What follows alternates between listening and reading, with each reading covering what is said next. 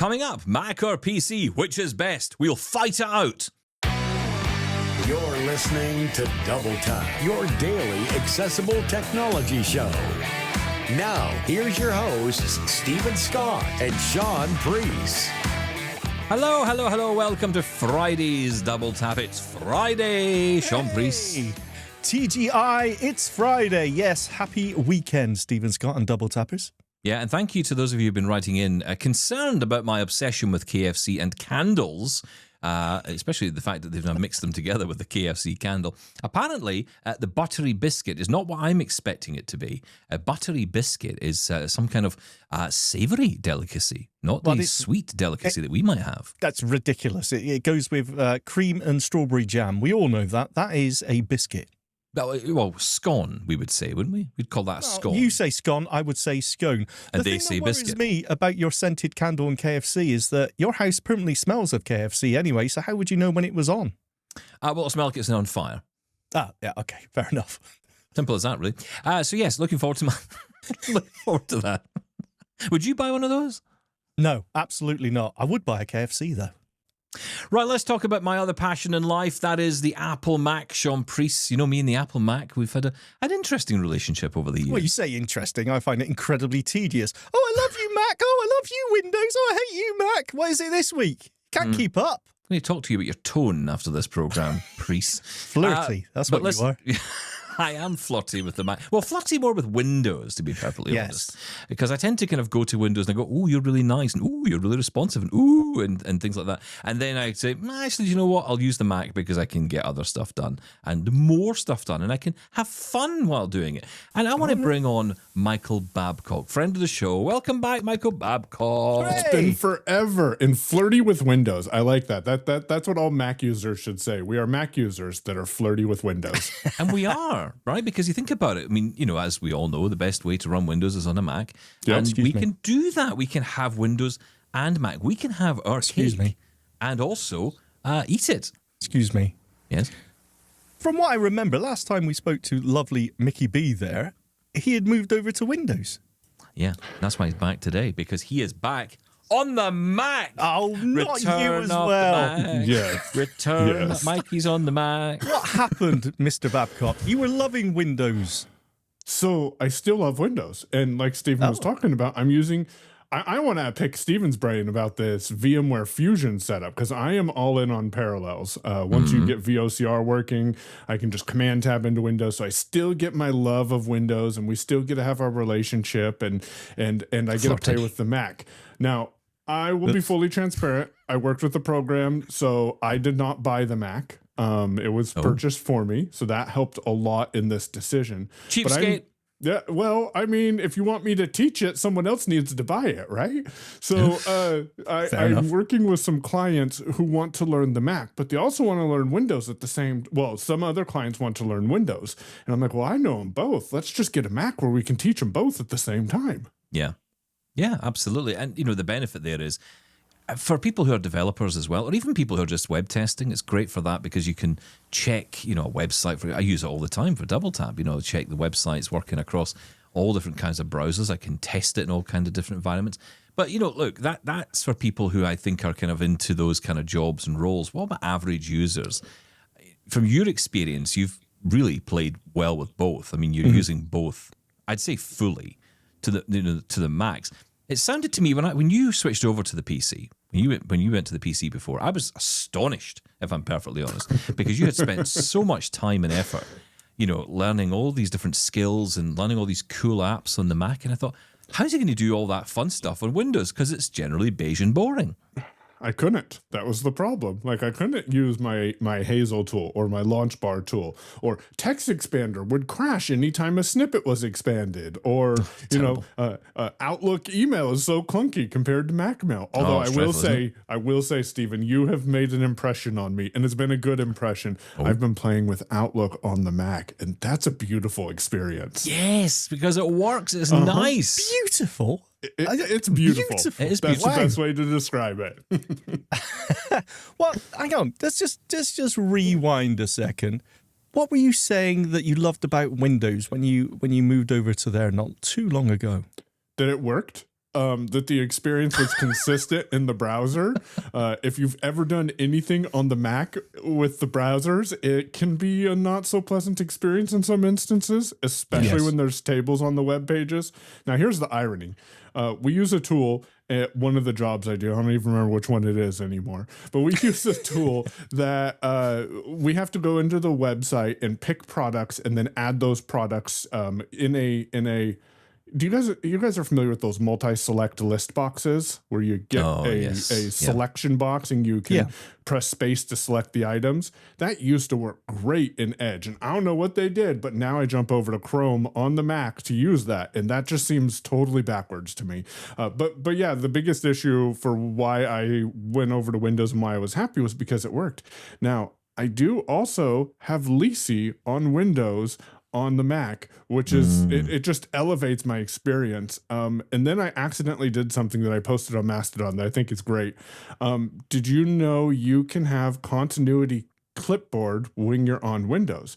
Because if you copy something on Windows on the Mac interprets it as if you copied it. So you can copy something on Windows and then paste it on your iPhone.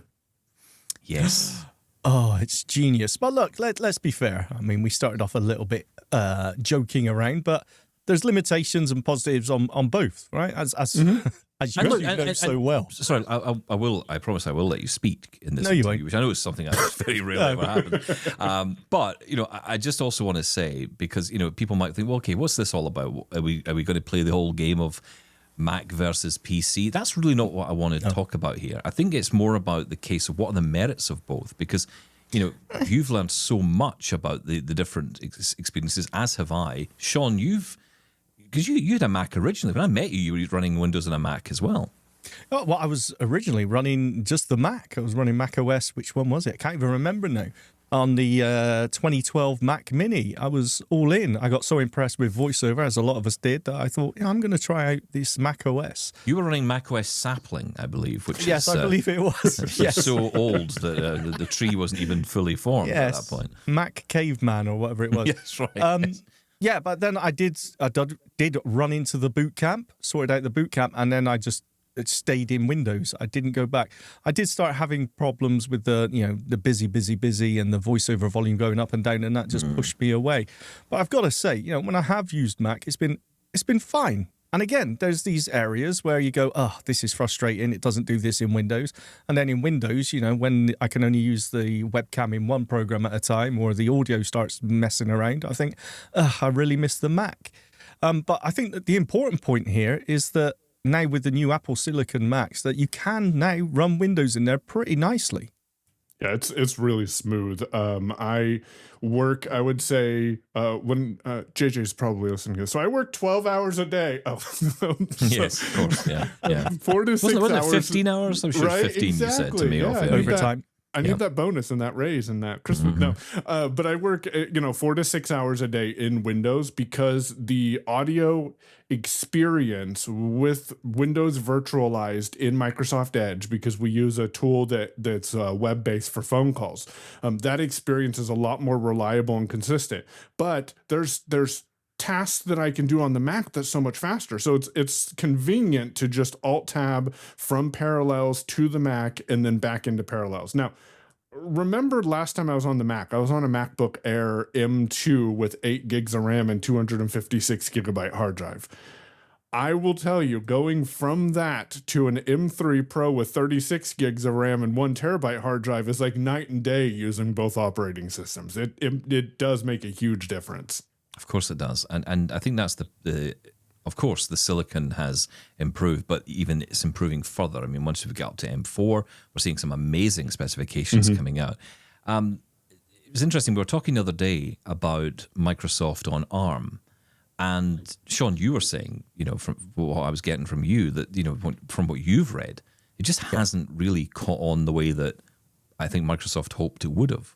Well, not only Microsoft, also, Snapdragon, the chip producers, we were all so excited about this new era of ARM computing on Windows, and it just never paid off. The performance just wasn't there. Now, whether that's down to the chip or whether that's down to the software emulation, being able to run that legacy Windows software on an ARM chip, I think it's a bit of both, to be honest. But Apple just absolutely nailed it with their emulation. You know, having total control over the hardware and the software just really paid off. And the Apple Silicon it's just amazing. But Microsoft has toyed with ARM for years now. Like, it's not new. So I think I'm not as surprised as some users have been with that. I think Apple made us all believe that ARM was the answer for everything. And I have not ran into an app or a tool that I cannot use in parallels using ARM yet. See, that's interesting, isn't it? Have you? Yeah, well, it is, but Windows has been trying to get Windows onto ARM for the longest time, years and years and years. I mean, the RT models. Do you remember the RT generation? It was absolutely really terrible. Well, that's exactly what it was. But of course, the trouble with Microsoft is they have that legacy of the enterprise. You know, there are so many businesses running these legacy software, legacy hardware, legacy Windows out there. Apple will just say, you know what? We're cutting that. That's dead to everyone. You're not using that anymore. Yeah. And they don't care. Microsoft don't do that. And I don't know if that's the problem they're hitting with ARM, is trying to emulate the older way of doing things. Just doesn't work. Yeah, I think the legacy is part of Microsoft's biggest problem, and it isn't Microsoft's fault. It's the reality of the business that they run, and they have there are computers running nuclear submarines that are using floppy disks in Windows 3.1 So and goodness knows what else. So you say that train networks running on floppy disk, so it's there's a lot of legacy out there, and it's an infrastructure which is the most challenging thing to upgrade. let them stay with legacy. Let's Windows 12 or whatever the next Windows is. Let's say drop all the old support. If you need this, you can still pay us like you can for Windows 10 to get support. But Windows 12, we're all going to ARM, and we're not going to keep any of that legacy code. And if your organization can't, and I know it's ambitious to say, but if your organization can't upgrade to Windows 12, then stay on Windows 11 where your software still works. And I think Microsoft has to do something drastic to make the big changes they want. I'm nervous that if they did do something drastic, that things would get broken that we're all used to working too. So there's that side effect. Wow. Do you remember Windows 8? I mean, that was just an absolute car crash when that first came out through accessibility anyway. So and it was supposed to be great. The best thing about Windows 8? What? 8.1? Oh, Windows 10. The best thing about it. Get rid of it. Move on. But I mean, and look, Mac's had its moment as well, right? I mean, I know plenty of people. I mean, I remember back in the days when I was using Mac OS 8, back in those days when it was, like nothing was compatible with a Mac. Nothing worked with it.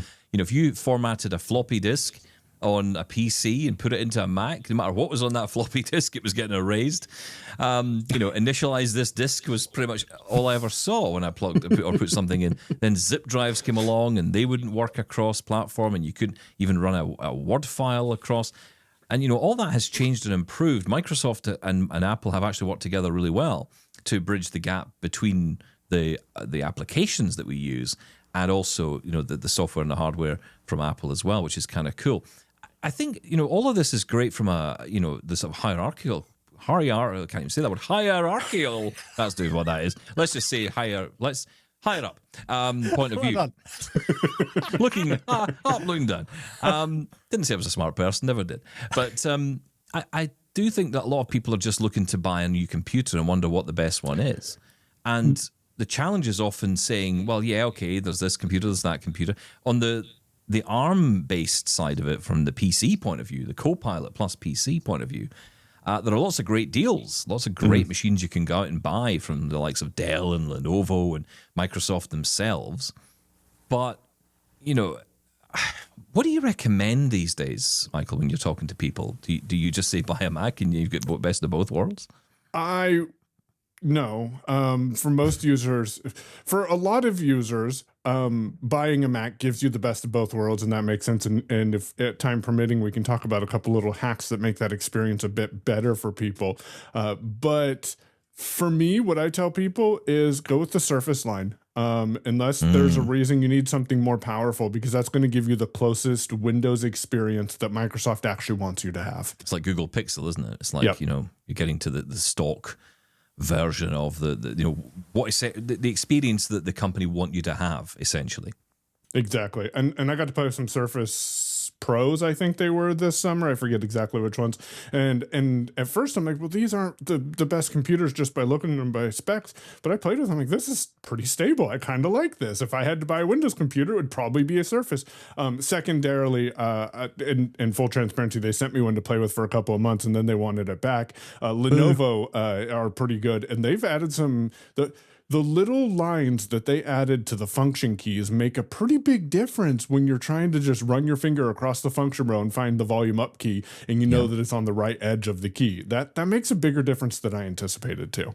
And of course, you can add that in a way with the adaptive accessories kit that you can get from Microsoft as well for the Surface laptop. I mean, you've been playing around with the Surface Pro, isn't it, Shaun? The Surface Pro 8? Surface Pro 8, yeah, I absolutely love it. I think it's one of the best computers I've had, which surprised me as well because it's such a thin little tablet-shaped thing. But you think you're going to break it? Yeah, but it works so well. I was never quite sure about those detachable cover keyboards. I thought, that's going to be a terrible experience. I actually like it. I think it works well. It works well as a laptop. It works well, no matter where I take it. Using it on a train, using it actually on my lap. It's perfect. I think it's like trying to type on an octopus. It doesn't work. Absolutely not. No, it is. You know what your trouble is? You fill your keyboards with lock dots and bump-ons, which are just not needed. Absolutely ridiculous. It's Mike, someone stand up spilled for a me load on of the lock sweets. dots and bump-ons, will you? So full transparency, on my Logitech MX Keys, beautiful keyboard, I did finally, after, 25 years of using a computer, put one bump dot on it. Guess what key that bump dot is on? Hang on. F4. One key. One F4. key. Nope, Insert. F10.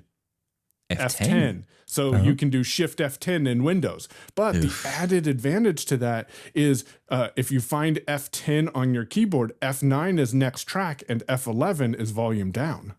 Who uses volume up next track on there? No function key lock, so it's Alt F4 to close everything down. What are you doing, Mickey B? I'm on the Mac and Windows, so you gotta have the best of both worlds. Oh yeah, that's true. I forgot our original conversation. Yeah, you carry on. No, but I like that we're opening up to the debate around less around the Mac versus PC and more what of each is the best, right? Because that's the bit that people are interested in. If you're buying a PC, what would you go for? Now, I got my hands on a Samsung Galaxy Book 3 in a sale, and they did like 50% off one day during one of the Prime Day sales, and I thought, I've got to have this. And it was a 13.3 inch. It's absolutely gorgeous. Shaun, you had hands on with it. It's a really lovely little machine. It is, yes. I think you were portable. trying to get it in your bag at one point. Absolutely, yes. Yeah, you didn't quick enough. And I will always and forever love my Lenovo ThinkPad. I just think those machines are incredible. Now, obviously, you can buy really expensive ones like the X1 Carbon and all those, and they're really nice, really light. But, if you get yourself one of the business end ones, if you can pick them up on eBay or whatever, you get some really good machines if it's on the ThinkPad line because they're well built, great technology in them. You don't have to buy the latest and greatest. And, this is something else, Michael, about Windows. And I suppose it is, on one hand, the legacy is a bit is annoying because you've got so much in there that is old. I mean, how many control panels do they have now for Windows and sound settings and, all this? Yeah. But at the same time, you can go out and buy a cheaper, more affordable machine and get a good experience. Like my Lenovo is not new. I don't know what the processor is. I want to say 10th gen i5 or something. It's not a up to the minute, up to the very latest processor. It's got 16 gig of RAM in it. And I think for a PC, it's all about RAM. Making sure, especially on Intel, making sure you've got, I would say, a minimum of 16 gig RAM in there, and of course a decent amount of storage as well. That may change a little bit with the whole world of ARM processors, but when it comes to Intel processors, get as much RAM as you can get in there. So Apple, I think, did it the right way. And I don't know that there's a way for Windows to do it, but you have the M processors. You have M1, several different forms, M2, M3. If the M number is bigger, then chances are it's going to be a little bit better. I don't know what you mean when you say i5 10th generation. Yeah, my eyes glaze over. I'm like, okay, bigger numbers are better, right? So I think Windows kind of struggles there, or at least Well, the first thing you now. ask is, okay, so hang on, if you're saying 10th generation of what? I mean, are we talking 100 generations? How many are we talking about? And then you've got AMD, you've got Ryzen, you've got, all these different versions of that. It is harder to track on the PC side, which is why we often tend to talk more in the sense of brands and the type of computers that they sell. So Lenovo ThinkPad, for example. And again, as I say, as long as on the laptops here, though, Steve. Well, we often do, don't we? What, you want to talk desktops? Okay, listen. We love desktops.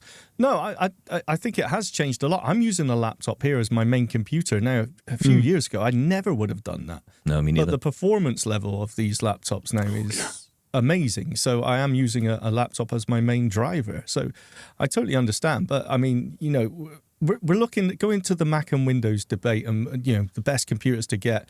When it comes to Windows, the hardware change just hasn't happened yet. Intel are really struggling to match Apple's M-class silicon. They just haven't. Microsoft hasn't. No, Michael hasn't either. But Microsoft definitely hasn't had their Apple Silicon moment. Michael, have you had your Apple Silicon moment? No. Yeah, my Apple Silicon moment is this beautiful M3 Pro with 36 gigs of RAM. So get it flirty. Right. Automation tools that integrate with Windows. So, but again, with the Mac, right? So switching to the Mac for a second, you don't have to go out and buy the latest and greatest. I'm not suggesting that you would be best served to buy an M1 processor, considering where we're at now with these. But again, even if you did, even if your budget, it was necessary for you to say, hey, do you know what? I think I'll buy myself a Mac Mini with an M1 processor in it. I mean, I'm running that right now as my soundboard software for the show here. And honestly, it's as fast as anything. It does the job fine. Never coughs or wheezes at all. And this is the machine, if you remember, that came out in 2020 that blew people away with its capability. And that capability hasn't shifted. So you can get more for your money. I think that oftentimes people think the Mac means more money. They see the cost of the MacBook Pro and you think, wow, I mean, it is a great machine. Of course it is. But again, it depends on what you're doing with it. If you're going to be doing Zoom calls, you're going to be doing web browsing, you're going to be doing, basic stuff, emails, Word documents, maybe going online. You really don't need any more than the base M1 Mac Mini at this stage. Yep, and at this point, you could, because the prices have come down with the M1 minis, just bump up that RAM to the highest you can get it, and find a machine that fits those specs, and drop that into your network, and you have an amazing machine that you can do just about anything with. Yeah, I mean, you're talking M4 Mac Mini base model starts at $799 Canadian, $599 US. I mean, that is an incredible price for a Mac product. I mean, Shaun, I know you've kind of I think you're firmly in the Windows camp now. I don't think you're going to ever move back to Mac. I mean, I sent you a Mac Mini. I was going to say, doesn't he have a Mac Mini? No. He did. I took it back. Oh, he stole it back off me. I never turned it on. If you're not going to use it, he's taking it back. I took it back. I put it back in my cupboard. It's lying there getting dust on it because I want my dust on it, not his. Hey, if you send it to me, I will use it. I'll even pay international shipping. There you go. That'll probably cost the same as a brand new Mac Mini, I would imagine. So probably better saving your money, to be perfectly honest. But no, I mean, you're never going to switch back to the Mac, are you? It's not something you would. But you would agree that the value is there to be taken. Oh, I think right now the best quality, the best value is the Mac Mini. And I'm saying that if you want to run Windows or Mac, I think the best computer out there right now is the Mac Mini. If you don't need the portability of a laptop, the Mac Mini is the computer I would get. And if you do, just get a portable power bank and a wireless keyboard. I was thinking of you, Michael. Yes, absolutely. That's going to happen, right? There's going to be 3D printed cases out there with battery packs. They're already on. Yeah. Oh, are there? The people are actually, there's a couple of different options. People are buying these really small monitors, like 7-inch monitors, and they're putting them on top. They're actually building them into these little 3D printed structures. So you have this little computer that is essentially a desktop, but it's a laptop. You can take it around with you. Other people are using their iPads with them because you can connect up. There's a fantastic little device you can put onto an iPad, which turns your iPad into a display for your Mac. It's called Luna, Luna. I had one years ago. It's so small, it's lost. So, who knows what that ended up. But, it's a really cool thing because you can plug it in and you basically can tell the Mac to use it as a second display or a primary display if you want. So ideal for a Mac Mini. But of course, for us, if you're running voiceover, there's a speaker built into the Mac Mini. It's not the best speaker in the world, but, it will get you set up. It will get you going. And of course, you can connect Bluetooth to it. there are days you think to yourself, if I just took a little keyboard with me, I've got that little Logitech keys to go, and take this little Mac Mini, because of course it's so small, tiny. You can just take it with me, chuck it in a bag, and look, if I'm in a hotel room, who cares, right? Just plug it into the wall. Yeah. Yep. And it still has a headphone jack. So if you just want to grab your headphones and plug those in. Yeah, that's right. And it's funny, isn't it? Because, it's funny with Mac, because like we're talking about a desktop here, but in PC terms, I think desktops are still very popular in business. I'm not sure beyond gamers how popular desktops are in the consumer market these days. It's all laptops now, isn't it? No, amongst gamers, it's definitely tower systems. It's all about the power supply and the graphics cards.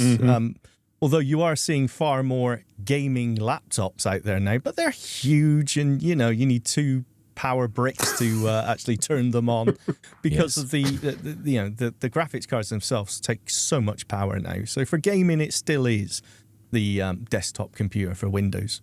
Now, look, Shaun, I know that we're going to get geeky here on the subject of Mac, because I want to dig in a bit more with Michael here about the subject. So, look, I think, you know what? Why don't you get a cup of tea? You throwing me out? Yeah, go get a cup of tea. Oh, thank you. And I'm going to relieve you of your duties today, which you will hopefully be relieved by. Yes. And I am. Michael and I will go and talk about the intricacies of the Mac and his decision. And not just that, but also the way he's essentially flirting with Windows. We'll get to that in a minute, but first, here's how you can get involved with the show. Get in touch with Double Tap. Email feedback@doubletaponair.com. Leave us a voicemail at 1-877-803-4567. And now you can send an audio or video message to us on WhatsApp. That number is 1-613-481-0144. So that's how you can get involved with the show. Michael's still with me. God, it's nice that Shaun's away, isn't it? It's just us now. It's just you and me. We can just talk. We can talk the real things. Exactly. We can get into the proper parts. Mac talk without getting all the, you got a Mac, and Macs are rubbish.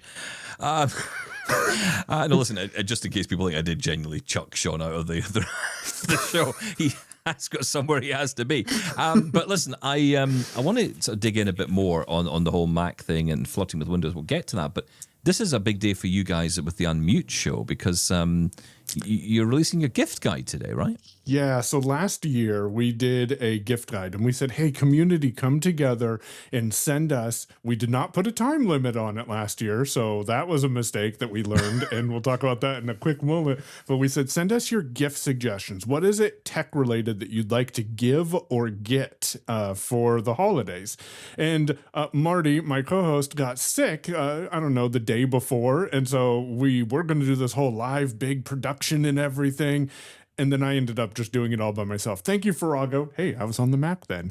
And so we just dropped the clips in, and I shared some thoughts behind the people who submitted the ideas and the gifts. Well, we said, let's do it again this year.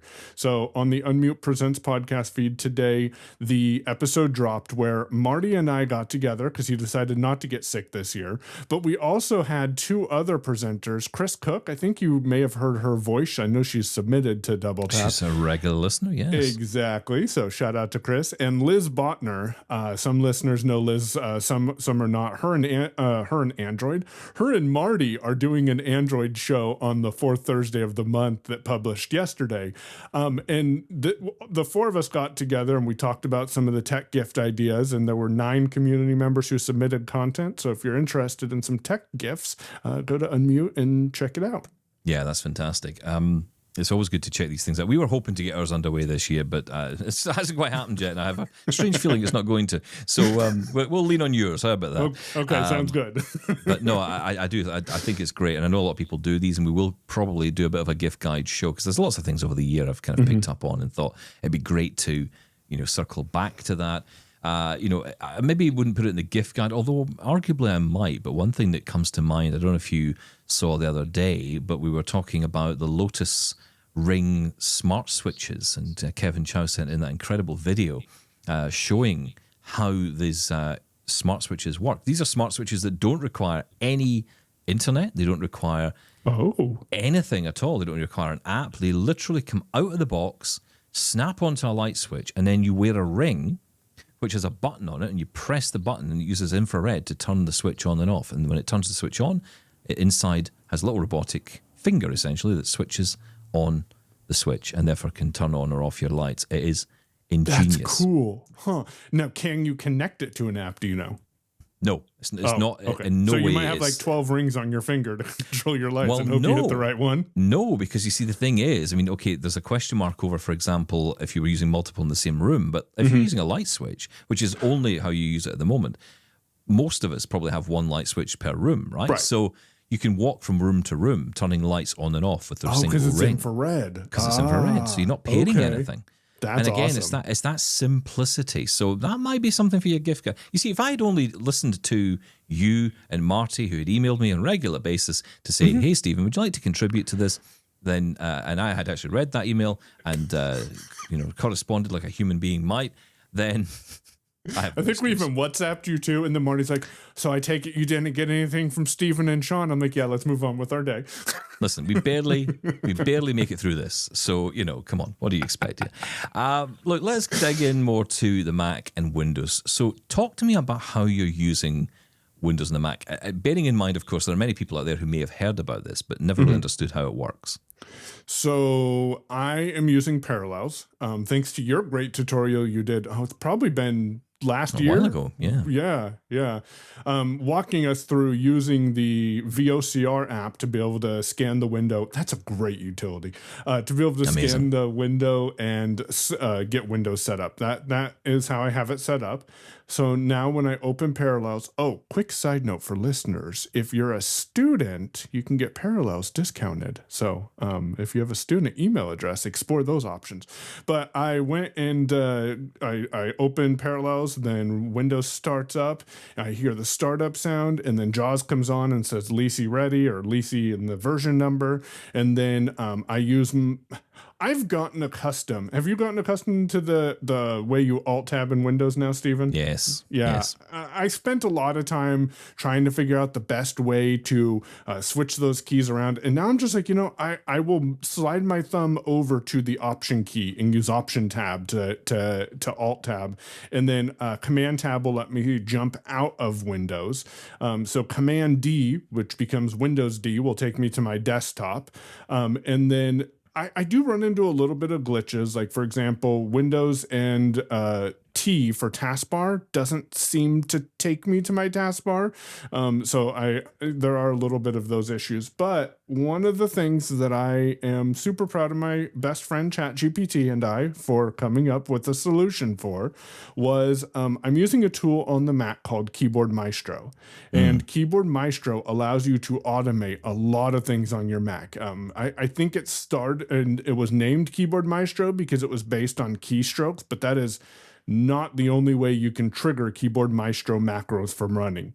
So a Keyboard Maestro macro is, think of it as a set of actions that would be taken dependent on a trigger that triggers those actions. So I have a trigger that says when I switch to Parallels, so when Parallels becomes the application in focus, turn my caps lock key into an insert key. But when I switch out of Parallels, turn my caps lock key back into a caps lock key. So that is always my screen reader modifier. It doesn't matter if I'm on JAWS or if I'm on VoiceOver. I know that the caps lock key is going to be the modifier that I use. Of course, the keystrokes will be different, but to me, that was a huge productivity improvement as well. Yeah, and of course, in the settings in Parallels, you can dig around and you can make changes to the keyboard settings. You can, essentially remap a key to say, or at least for Windows to interpret the key a certain way in that instance. So you could have, as I use, the tilde key. Sometimes it's the insert key rather than caps lock. So you can set up that way. There's also the Sharp Keys application on Windows, which is getting a bit old now. It's getting a bit on. There is Microsoft Power Toys. I've had mixed results with that one. It does work, but I've had issues with it in the past. The biggest issue is often trying to select the key that you want to remap. Getting lost in these boxes to try and, because the problem is when you go to the box to say I want this key to be that key, they're placing you into a box which is telling you to press the key you want to essentially change. But the problem is then you can't get out of that, because if you hit tab to say move out of the window or move out of that box, you can't, because it's interpreting that box as the key you want to change, right? So, yeah, there can be some issues there. And that's the same issue we've had with Sharp keys as well. But that aside, there are different ways to do it, and you can customize the keyboard. I've been playing around actually with a Keychron keyboard, which has been quite interesting, because the Keychron keyboard allows you to manipulate individual layers. So essentially, imagine your keyboard is 4 keyboards stacked on top of each other. And each individual layer can be completely customized. So you could have a Windows layer, which is entirely Windows, that you can switch to with a button at the back, a physical switch that you switch it to, and that puts it into that Windows layer mode. And that allows you to be in complete control. So whatever keys you want, wherever you want them, they will be there in that mode. So that's useful. And then, of course, you can do the same for the Mac. And it's all accessible because it's all web-based. The whole operation is web-based. You can tab through all the individual keys. You can select the key, and then you can go find the other key you want and swap them out. And say, for example, let's say you wanted to change the function rows to, because unfortunately the Keychron, you can't just tell it that you want all the function row keys to be the function rows, what F1 to F12. Right, the software. It doesn't work like that. Yep. The software, you have to go in and tell it that each key is F1, F2, F3. And you can actually do that quite easily using that software. Well, I say software, it's web-based, which is actually makes it easier to navigate. So lots of ways to control the keyboard, which of course is one of the big challenges when it comes to using this. I find personally that whether it's VMware Fusion or Parallels, and these are the pieces of software that essentially allow the emulation to happen or take care of the emulation and lets you run Windows or Linux or whatever else you might want to run on your Mac. There's what I call a transition period between switching from the Mac to the Windows when you're doing that command tab from essentially your Mac desktop to your Windows desktop. There's a little bit of a shaky moment there, right? Each time where it's like there's just a bit of a settling going on. And of course, there is challenge with we're running 2 screen readers at that point. I mean, I don't know if you turn VoiceOver off, but I tend to just mute VoiceOver and just run JAWS as well. But of course, you can run into problems there. Yes, so I disable VoiceOver when I'm in Parallels, and the biggest reason is Zendesk, which is the tool that we use for work, uses the Control-Alt keys for their modifier. So Control-Alt-S will solve something. Well, Control-Alt-S on the Mac reads the sentence because that's Control-Option. So I just turned VoiceOver off. I did play with activities in VoiceOver and say, hey, disable my Control-Option keystrokes and make Caps Lock be my modifier, even though Caps Lock is not valid in Parallels, but I found that to not be consistent. So I just turned VoiceOver off and then back on, and you get a little bit of glitchiness, a lot less glitchiness on a beefed up machine a little bit than what I was getting on a MacBook Air, but it does kind of like, you hear VoiceOver stutter or JAWS stutter for a quick moment, and then everything seems to fall into place and work well. One thing, I don't know how Fusion handles this. I think it's similar, but with the Mac, with Parallels, you get a desktop icon that says Mac Files, and you hit enter on that, and then you have your iCloud drive, your home drive, or other drives that are connected to your Mac. You hit enter on that, and then all of a sudden you're browsing your Mac files on Windows. Now, the gotcha with that is, let's say you go download a program in Windows. It does not put it in what Windows thinks is your downloads folder. It puts it in the Mac downloads folder, which is great because then the file is available on the Mac and on Windows. But pressing Windows key R and typing downloads, like I've done for 30,000 years, does not. It takes you to an empty folder every time. I've gotten around that, but that's one of those things you got to learn while you're doing this experience. So one of the reasons I went for VMware Fusion as opposed to Parallels this time around, because I did use Parallels for quite a while, was because it was coming up for a license renewal, and I was using 2 machines with it, and it was getting pretty expensive. Yes. And I thought, is there an option here? Is there a way around this? And I found VMware Fusion, and you can get a free license for non-commercial use, which is my case. I'm just using it at home, just for me. And so I was able to download it. Now, you go through a bit of a faff to, get the actual software. It is a bit of a job to get it done. But, various forms to fill out, sign away your future rights to your life. I think I've given my home over to Broadcom to enable this license to and come they'll about. change it next time you need to go download the app again. The process will be exactly. different. My house will be repossessed if I Yes. if I don't update to the version 13. So all that going on. But once I had the license, I was quite happy, and I got the license, I got the software, and I started the process. And it is a more accessible installer. The whole process of installation is better. And one thing they have added recently, which wasn't in the original version I tried a few years ago when they were just switching over to starting to support Windows and ARM, was the ability to actually go and download Windows. You couldn't do that. You had to go and get a separate file from Microsoft, and that was a nightmare in itself. That's not easy to find. And that's ultimately why I moved to Parallels in the first instance, because I thought, look, Parallels immediately lets you go off and download Windows, which is brilliant. So you can go off, download it, you can get on with it and just get started. It does all the download in the background. You put your license key in and away you go. But now you can do that with VMware Fusion. Now, there is a downside here for me, which I've noticed already, which is a bit of it's maybe not a deal breaker, but it's very close to it for me. And that is the connection between the Mac and the PC. Now, if you want to have a system where your Mac is pretty much isolated from your PC, you can do that in Parallels.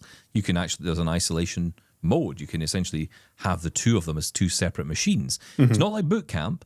You're still emulating, you're still running a separate piece of software. It's not like you're logging out of one and logging into the other. Yeah. It's not that kind of isolation. But you are able to separate out any connection between the two linked files, Mac files, all that. VMware Fusion doesn't have that. It's pretty much like that by default. It doesn't have shared file options in there. Now, that might be in a pro version or a more expensive version. I don't know. But I don't have it in the version I got for free with the free license.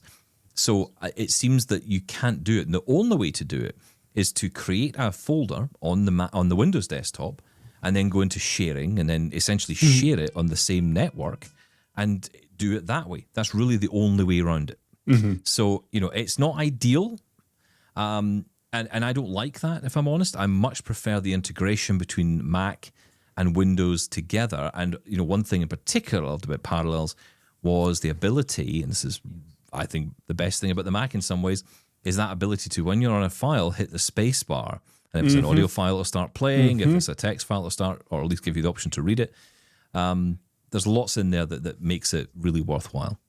A quick look on a PDF file is like magic, and then when you're in Windows and you're trying to quick look and it's not working, it gets annoying to me. I love quick look. The other thing is so Microsoft Word on the Mac I hear has gotten better, but I just won't give it the time of day.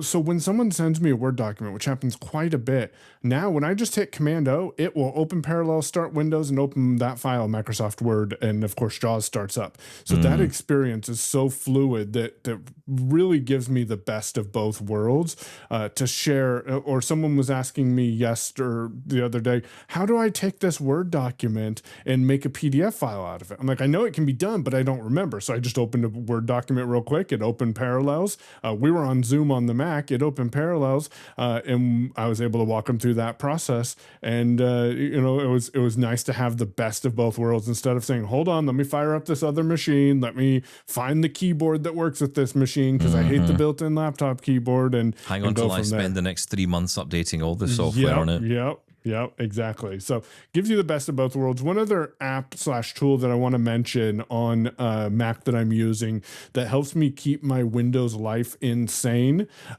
is Hazel. So I am a avid user of Hazel. It organizes my entire life, and if Hazel is broken, everything seems to be clunky and I can't find anything. Because what Hazel will do, and this is an app that runs on the Mac, is it will organize your files and move things to where they need to be. For example, when we publish a new unmute episode, I have a file that typically has the word unmute in it. So it takes that file and automatically moves it to my Dropbox folder under the unmute published episodes folder if it sees that file came from Alphonic and is in my downloads file. file or downloads folder. One of the beautiful things about this is because it's so integrated, if I go and process audio in Windows and I run it through Alphonic and I download it to my computer in Windows, Hazel sees that downloads folder and still moves that file based on my credentials that I have for it. So that's a great utility to have that will help you with keeping both your Windows and Mac files organized.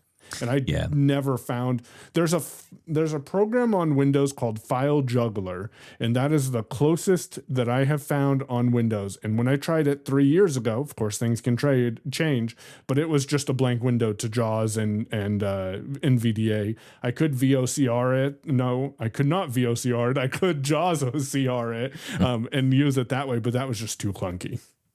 Yeah, that's what I was going to ask you, because I remember at the time when you first made the move to Windows, I thought to myself, okay, I have so many questions about the applications you are going to find that will replicate a lot of the things you do. Like, I mean, one for me, which is becoming more important, I think, to more people, and that is transcribing audio. And it's a tool which is very useful. I mean, I think initially there was this sense of, well, it's only going to be people who are creating content that might want it, or someone who wants to analyze a voice recording or something. But actually, it's really useful for just like nowadays, especially with the ability on iPhones to record calls. If someone gives you information and you're able to just get the transcription and the phone number or the email address or whatever information is in there out of this file. I mean, I use an app called Aiko to do it, which is really quick. AIKO on the Mac. It's also on the iPhone as well. And, very quick, very speedy. I've used it for so many different things. I mean, we had to find a particular voiceover for something here on the show. And, our voiceover guy, I send him all the stuff and he records everything. And then we, of course, dump the file, or we lose the email, or, delete it or whatever. Yep. And suddenly we've just got a ton of files that just say Rob Raw 1, Rob Raw 2, Rob Raw 3. And it's like, okay, which one is the thing? And I just throw them all into Aiko, and then that's it. I've got a text file that I can search. So it's a great way to get more out of audio. And I think a lot of blind people who listen to audio, who use audio, who benefit from audio, can get content like that. A lot of deafblind people could potentially use this as a way to get access to content they may want to listen to but can't, or it's not available in an accessible format. I talk a lot about alt text, and as much as alt text is wonderful for people to do, I'd much rather be in control of it myself. And there are so many tools out there. We can essentially, what I'm saying is, we can be independent ourselves with these tools. And I don't know of a simple way to do that on Windows. Not a simple way. I mean, there are hacks that you could do. You could go download a Python script and run that to get the transcription. But you're right, there isn't. I don't use Aiko. I'm familiar with it, but I use a tool called Mac Whisper, made by the same people who make Mac GPT, and that tool works well for me. You can dump a whole folder of files on it, and it'll transcribe that whole folder and then put TXT files in that folder for you of the transcripts. And it's a great utility. Again, not available on Windows. Another thing is that I was so happy to have back. And then of course they had to go and invalidate my happiness a little bit by releasing a Windows version, is Fantastical. And that's what I use for all of my calendar apps. Now I hear that it's not the best on Windows right now. I haven't played with it yet, but I was just so happy to be able to just hit a keystroke, type in what my next event is, and then hit enter, and it adds it to my calendar. And then that Keyboard Maestro app, I think yes, you can go change some of the keystrokes on Parallels, but one thing you can do now is I hit Control-Shift-G, it pops up an edit field that says search the web with Google, and I can type in double tap, hit enter, and then all of a sudden I'm on a Google page and already did a Google search. I don't have to open Safari to hit Command L to type in my search term. It's just one keystroke and I'm searching the web. Yeah, there's so many cool tools out there. And look, I'm sure we're going to get lots of people emailing in saying, well, what about this? And what about this? And look, ultimately that's great, because if you do that, then we can share that information. We can tell more people about what's out there. Because look, we can't know every single app. There's always something that comes along and you go, I have never heard of that. I mean, I feel like we should do a segment every day called, we actually did talk about it. We're going to do one called Who Knew? That's right. Who knew about this? Because it's like, we can't know everything, and we don't know everything. So, we will look for people to get in touch and say, hey, there's a cool way to do this, or this is the way to do it. I don't think there is a better operating system as in Windows or Mac. In the same way that I don't think even these days Android and Apple, you could say that, between iPhone and Android. There are nuances between them. There are differences between them. I think a lot of it is where we start. And, I started, most of my life was on a Mac. And I attribute all of this to a lovely guy I'll call out called Aidan McGee, who was the son of the lady who ran our visual impairment unit at my school. And he was obsessed with Mac.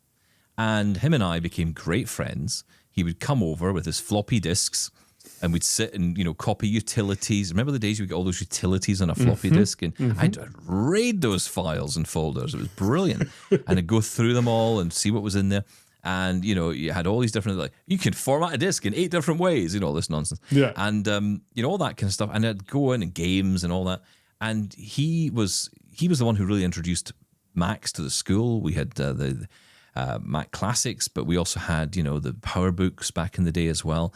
And it was great. It was brilliant. And that's what got me into that world. And it's kind of been hard for me to break away from it, although I do think Windows is brilliant. And the benefit, I think, of having a Mac is you can kind of play with both. And that's why I think I fall on the buy a Mac and have the option at least. Because if you are someone who's curious, bi-curious towards, Mac and Windows, you can be with this. You're not going to be able to get that with a Windows PC. But if you are someone who's using JAWS every day or using NVDA and just loves that, then I think, my advice would be for now to hold off on buying one of the new ARM-based processors, just based on what I'm hearing. It doesn't seem like we're kind of there yet. I mean, we've been talking about this on the show recently. If you're a Zoom Text user, we're a little bit away yet from there being an official beta or maybe not beta, but certainly a final version of Zoom Text being available on Windows on ARM. So if you're in a position where you are looking to get a new PC, you might want to stick with Intel. Do you agree with that? Are you swinging? Are you swinging? I've heard that. I'm not completely sold on ARM-based PCs myself. Now, that being said, however, I am completely sold on a PC on an ARM-based machine, which might sound a little different, but it goes back to our primary conversation. I am 100% happy with my experience on Windows 11 with JAWS on this machine. JAWS or NVDA, or even Narrator, really. Any of the screen readers on Windows with this machine, it just run pretty smoothly. I feel like I get a tiny bit of sluggishness when I tap my arrow keys, but I also wonder if that's just in my head, because everything works the way that it should, and I'm able to use all the tools. Now, I don't edit audio in Reaper in a virtual environment because I feel like that's just asking for problems. It probably could be done without any problems, but I just jump over to Reaper in the Mac to edit. And so having a Mac with virtual Windows is really the best of both worlds. And someone might say, well, if you have a Mac, why don't you just do everything on the Mac? Because there's things that work differently and more reliably in Windows. And I'm specifically thinking of text editing, manipulating a Microsoft Word document, Excel spreadsheets. I was doing some stuff in Excel the other day and I tried it in Numbers and I'm like, this is just too much interacting, too clunkiness. I'm going to jump over to Windows and do that and get the best of that. Fine work, isn't it? It's like fine work. Yeah, you kind of want to go to the Windows side because you're getting that ability to really get into it and dig into it properly. It's when you're, on the surface level. I mean, it sounds terrible to say, but if you're like me, you just want you to read an email, and get through it. That's all you need to worry about. But no, I think you're right. I think there's a lot in there. I think Shaun's come back. Shaun, are you back? I have. Yes, I just came back in to hear you both saying that. Yeah, they're both really good. So I'm glad to hear I haven't really missed anything. Yeah, we pretty much got back to where we left off. There you go. Yeah, full circle. I was doing the audio video for a wedding on Sunday, and I was so happy to have a Mac because I had the songs used in that event in Farrago, and I just loaded them up and hit the numbers and was just working my way through that song list. And I said, there's no way to do this on Windows that I'm aware of. So yeah, best of both worlds. Best of both worlds is there we go. In the end, we all came together. If only the world could fall into line the way we just have. That's beautiful. brought them all together. What a beautiful moment there, Stephen Scott. Well done. Normally it ends with me screaming at someone, but that didn't happen this time, and I must admit, I am disappointed. But anyway, thank you so much for coming on, Michael. It's been a lot of fun today. I appreciate it, and feel free to have me on any other time if people have questions to ask. Listen, speaking of which, yes, we are going to get you back on very soon, because I think another Ask Mickey Anything. I should have probably put a jingle in there because we did have one, but I don't. We'll work on it for next time, honestly. We'll definitely have it next time. Yep. We will we'll definitely get you back on for that. That'd be really cool. But for now, Michael Babcock, thank you for coming on. Remind people where they can find the gift guide and also your show. Yeah, head on over to unmute.show, no .com, just unmute.show. And there's a edit field that says find an episode. So you can tap in there. I'm working on some AI-based stuff for that website too. So you can just ask a question about the episodes. Speaking of transcripts, that's where the AI can get some information that will surface the content that'll answer questions. Let's do it first, Shaun. Yes, there's an we're working on that. that says find, searching your favorite episodes, unmute.show. And you guys got to work on your website to be able to make that happen first. I was going to say, you need to figure out how to get the latest YouTube video to actually show up on there. But, you know, it sounds like a lot of work to me. It's like web. I mean, that's so 1984. WordPress is better on Windows, just saying. Oh. Yeah, you're not kidding. There you go. There's another tick for the Windows side. Michael, come back soon. Fine, don't say anything. Yeah, that's all right. See you, Michael. I think you already said that, so I wasn't sure if you were going to go on. Oh, no, it's fine. That's all right. Silence. Michael, complete silence. That's always the best way to go. Michael, come back soon. Will do, and thanks for having me. Beautiful. Well done. Thank you, Michael. Shaun, thank you so much for being with us for at least the first half. Did you get done what you needed to do? I did. Thank you very much. I'm all good. Did you miss me? Excellent. And the ointment doesn't seem to smell, which is fantastic. Great. And the stinging has stopped already. Thank you. Fantastic. Well done. Well, I'll let you go to be with your nurse, and we'll be back for another show on Monday. Goodbye. Have a nice weekend. Thank you. Bye-bye.